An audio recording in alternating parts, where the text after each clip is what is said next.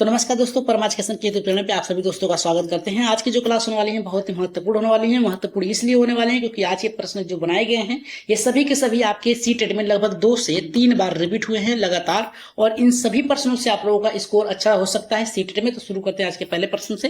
लेकिन आगे बढ़ने से पहले बता दें कि जितने भी लोगों ने अभी तक हमारे चैनल को सब्सक्राइब नहीं किया तो सब्सक्राइब करके शेयर कर दीजिए ताकि अधिक से अधिक लोग हमारे चैनल से जुड़ सकें, और टेलीग्राम चैनल को ज्वाइन करके वहां से आप पीडीएफ प्राप्त कर सकते हैं। किसी भी प्रकार के आप लोगों को पीडीएफ चाहिए, आपके टैग वर्ड चाहिए, चाहे कीवर्ड चाहिए, चाहे नोट्स, या फिर आपके एनसीएफ 2005 से संबंधित या फिर बीपीएससी टीआरई 4 से संबंधित हो, आप लोग वहां से पीडीएफ प्राप्त कर सकते हैं। तो शुरू करते हैं आज के पहले प्रश्न से, और शेयर कर दीजिएगा टेलीग्राम चैनल को ज्वाइन करके। तो यहाँ पे देखिए पहला प्रश्न करा है, समाजीकरण का अर्थ क्या होता है। समाजीकरण का अर्थ क्या होता है, सबसे पहले ये जान लीजिए कि समाजीकरण होता क्या है।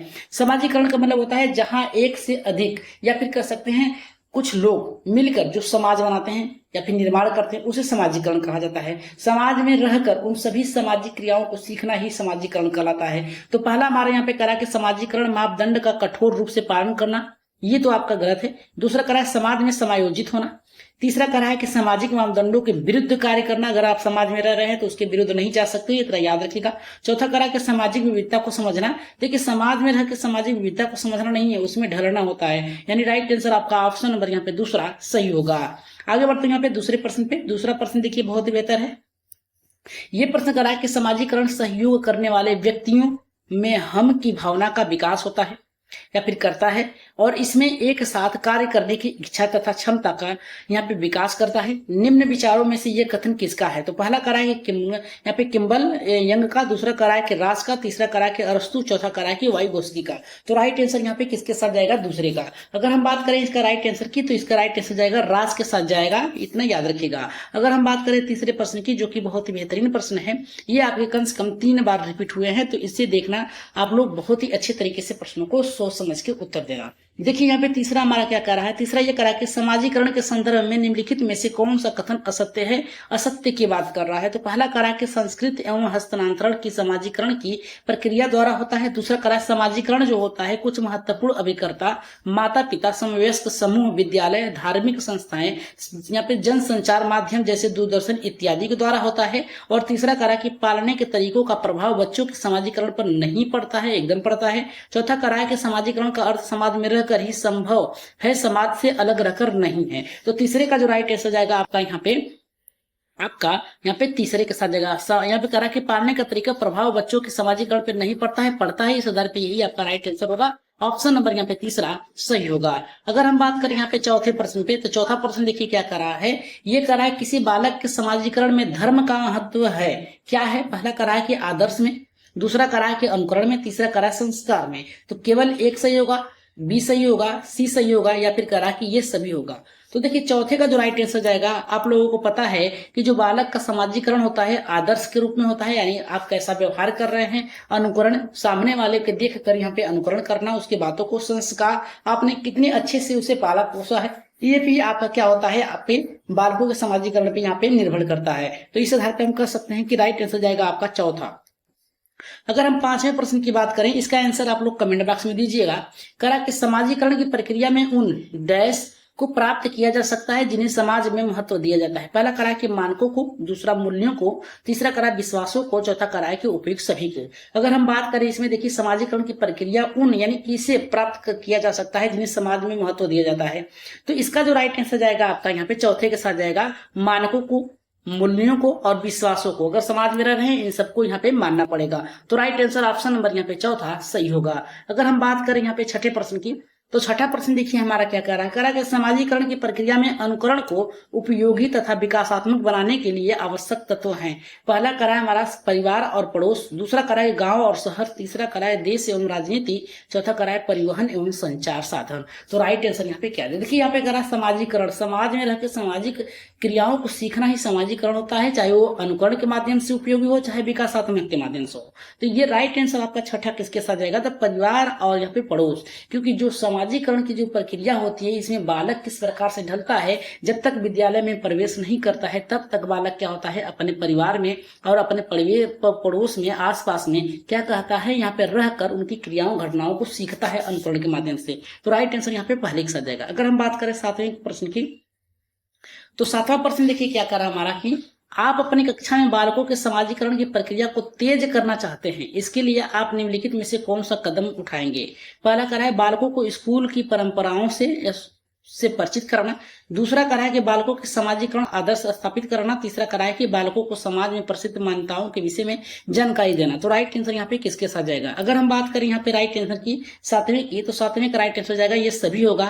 ये भी सही होगा, ए भी सही होगा, BC भी सही होगा, क्योंकि जिस प्रकार से बालक समाज में रहता है उसके सभी कदमों को सीखता है। तो राइट आंसर ऑप्शन नंबर यहाँ पे चौथा सही होगा। आगे बढ़ रहे हैं यहाँ पे 8वें प्रश्न पे। 8वां प्रश्न बहुत ही महत्वपूर्ण है और बहुत ही आसान है, लेकिन यहीं पे सब लोग गलत कर देते हैं। कह रहा है कि निम्नलिखित में से कौन सा कारक बच्चों के समाजीकरण की महत्वपूर्ण भूमिका निभाती है? पहला कह रहा है कि पालन पोषण पे, दूसरा सहानुभूति पे, तीसरा पड़ोस पे और चौथा कह रहा है कि सभी पे। अगर हम 8वें की बात करें तो इसका राइट आंसर जाएगा आपका चौथा, यानी चौथा आपका क्या होगा? सही होगा, क्योंकि यहाँ पे बच्चों के कारक जो निम्नलिखित में से कौन सा कारक है जो बच्चों के समाजीकरण की यहाँ पे प्रक्रिया में महत्वपूर्ण भूमिका निभाती है? तो इसका राइट आंसर जाएगा पालन पोषण पर भी, सहानुभूति पर भी, पड़ोस पे। राइट आंसर ऑप्शन नंबर यहाँ पे चौथा सही होगा। चलिए आगे बढ़ते हैं यहाँ पे 9वें प्रश्न पे। और टेलीग्राम चैनल को ज्वाइन करके वहां से PDF प्राप्त कर सकते हैं सभी लोग, और चैनल को सब्सक्राइब कर लीजिएगा। कह रहा है कि बालकों के यहाँ पे कह रहा है कि बालकों के समाजीकरण की प्रक्रिया कब प्रारंभ होती है? जन्म से 3 वर्षों के लिए, जन्म से ही, किशोरावस्था से, वयस्क होने के बाद। अगर 9वें की बात करें तो जो बालक होता है इसका समाजीकरण जो होता है वो जन्म से ही शुरू हो जाता है। जब बच्चा जन्म लेता है तो उसके आसपास घटनाओं को देखकर वो क्या करता है, अपने इंद्रियों के माध्यम से उसे पहचानता है और व्यक्त करने का एक तरीका ढूंढता है। तो सबसे पहले जब बालक 0 से 2 वर्ष की होता है तो वो अपने ज्ञान इंद्रियों का प्रयोग करता है, इसके माध्यम से हाव भाव प्रकट करता है और सीखता है अनुकरण के माध्यम से। तो राइट आंसर यहाँ पे ऑप्शन नंबर यहाँ पे दूसरा सही होगा। अगर हम बात करें यहाँ पे 10वें प्रश्न की, जो कि बहुत ही बेहतर है, समाजीकरण की किस अवस्था में बच्चों में जिज्ञासा की प्रवृत्ति पाई जाती है? शैशवावस्था में, किशोरावस्था में, प्रारंभिक बाल्यावस्था में, चौथा करा उत्तर बाल्यावस्था में। तो 10वें का राइट आंसर किसके साथ जाएगा? देखिए 10वें का जो राइट आंसर जाएगा प्रारंभिक बाल्यावस्था में जाएगा, क्योंकि शैशव काल में बालक समाज की घटनाओं को उतना ज्यादा परिचित नहीं होता है। और यहाँ पे किशोरावस्था से पहले आता है प्रारंभिक बाल्यावस्था। जब बाल्यावस्था की शुरुआत होती है, बालक अपने आसपास यहाँ पे खेलना बच्चों के साथ शुरू कर देता है, तो उसमें कुछ गतिविधियां होती है जिसे वो अनुकरण कर लेता है, सीखता है। तो राइट आंसर ऑप्शन नंबर यहाँ पे तीसरा सही होगा।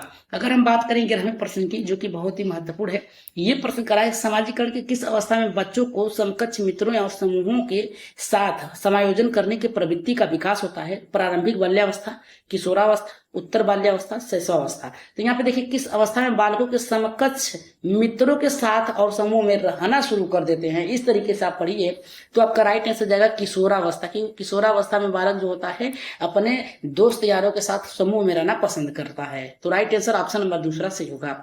अगर हम 12वें प्रश्न की बात करें तो करा के सबसे गहन और जटिल समाजीकरण होता है?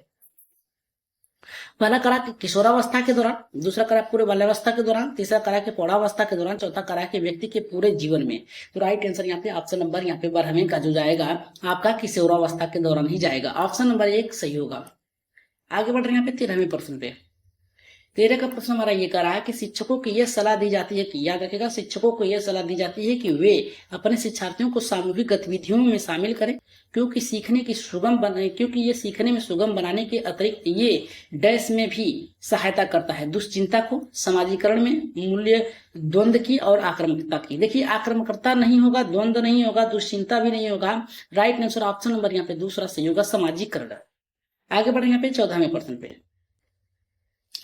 14 का हमारा करा कि समाजीकरण में बच्चों के डैश को निर्देशित करना, अनैच्छिक एवं डैश प्रवृत्ति को यहाँ पे अनुशासित करना आता है। पहला करा कि व्यवहार, गलत व्यवहारिक के द्वारा, दूसरा करा व्यवहार के द्वारा लेकिन सही व्यवहारिक के द्वारा, तीसरा बुद्धि और यहाँ पे बौद्धिक, तीसरा करा मन और यहाँ पे मानसिक। तो राइट आंसर ऑप्शन नंबर यहाँ पे 14 का किसके साथ जाएगा?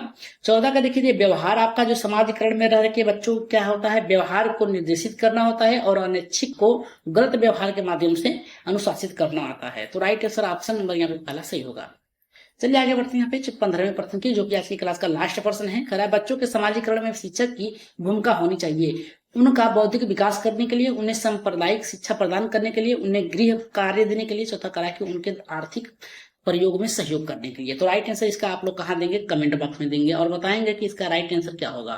ठीक, और जाते जाते बता दें कि जितने भी लोगों ने चैनल को सब्सक्राइब नहीं किया तो सब्सक्राइब कर लीजिए, साथ ही शेयर कर दीजिए अपने अपने ग्रुपों में, ताकि अधिक से अधिक लोग हमारे चैनल से जुड़ सकें। और टेलीग्राम चैनल को ज्वाइन कर लीजिएगा, वहां से आप लोग पीडीएफ प्राप्त कर सकते हैं। किसी भी प्रकार की आप लोगों को पीडीएफ चाहिए तो आप वहां से प्राप्त कर सकते हैं। तो आज के लिए इतना ही, धन्यवाद। जाते जाते आप लोग अपना प्रिपरेशन तैयारी और बहुत ही महत्वपूर्ण तरीके से करिएगा, क्योंकि एक भी आपके नंबर कम नहीं होने चाहिए जिस प्रकार से आप लोग तैयारी कर रहे हैं। तो आज के लिए इतना ही, धन्यवाद।